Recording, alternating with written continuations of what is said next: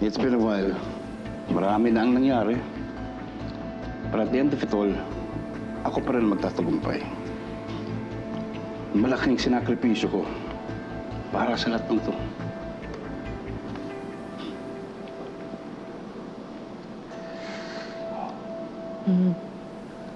Kahit anong gawin mo, Lucas, hindi ka magtatagumpay dahil masama kang tao. Alam mo, Hope, hindi na iisipin ng tao yun yung kasamaan ko. Na oras na makagawa ng milyong-milyong clone, malulutas nito ang maraming karamdaman. Makikilala ako sa buong mundo na bilang isang magaling na scientist. Wala na makakapigil sa akin doon. Darating din ang panahon na sisingilin ka sa lahat ng kawalang yaang ginawa mo, Lucas. Sino maniningil? Ikaw? Huwag ka lang umasa, Hope.